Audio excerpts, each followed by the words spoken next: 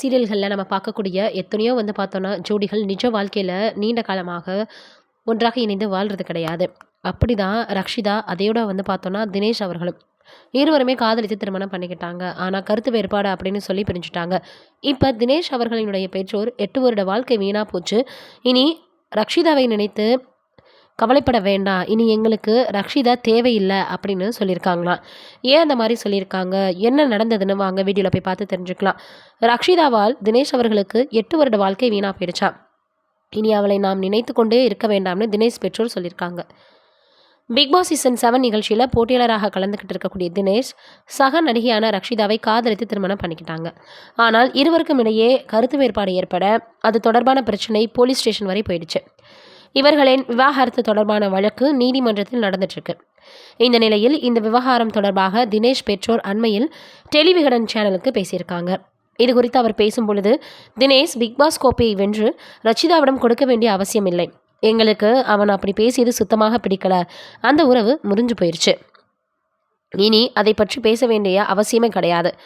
ரக்ஷிதாவால் தினேஷுக்கு 8 வருட வாழ்க்கை வீணா போயிடுச்சு. தினேஷ் எப்போதுமே ஒரே மாதிரியாக தான் இருக்கிறாரு. அதில் எந்த சந்தேகமே கிடையாது. ரக்ஷிதாவுடன் தினேஷ் இணைய தயாராக இருந்த போதும் ரக்ஷிதா தரப்பில் அதற்கு ஆர்வம் காட்டலை.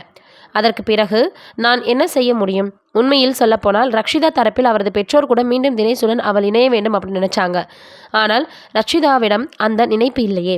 ரக்ஷிதா இனி தினேஷுக்கு தேவையிலே இல்லை. நாங்கள் நல்லவர்களாக தான் இருக்கிறோம். ஆனால் அந்த பொண்ணோ மிக பிடிவாதமாக இருக்கிறாங்க. மிக மிக பிடிவாதமாக இருக்கிறாங்க. இருவரும் காதலித்தாங்க. அந்த காதலை எங்களிடம் சொல்லி சம்மதம் வாங்கி திருமணம் செஞ்சுக்கிட்டாங்க. திருமணம் மிகவும் பிரம்மாண்டமாக நடந்துச்சு. ஆனால் கடைசியில் அந்த பெண் சிலரின் பேச்சை கேட்டுக்கொண்டு வாழ்க்கையை கெடுத்துக்கிட்டாங்க. அவள் சென்றது கூட எங்களுக்கு பெரிய பிரச்சனை இல்லை. ஆனால் இதில் எங்களையும் வேதனைக்குள் தள்ளிவிட்டாள் என்பதைத்தான் எங்களால் தாங்கிக்க முடியலைன்னு சொல்லியிருக்காங்க தினேஷின் பெற்றோர். தினேஷின் வாழ்க்கை இப்படி ஆகிருச்சேன்னு நாங்கள் வருத்தப்படலை. இனி ரக்ஷிதா எப்படி இருந்தாலும் நாங்கள் கண்டுகொள்ள போவதில்லை. எங்களுக்கு அவள் தேவையும் இல்லை அப்படின்னு பேசியிருக்காங்க.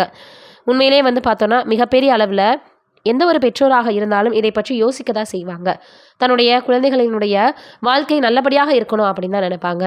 ரக்ஷிதா அவர்களினுடைய முன்னாள் மாமியாரும் அப்படி தான் நினச்சிருக்காங்க. நீங்கள் என்ன நினைக்கிறீங்க இதை பற்றி அப்படின்றத மறக்காமல் கீழே இருக்கக்கூடிய கமெண்ட்டில் சொல்லுங்கள். நன்றி, வணக்கம்.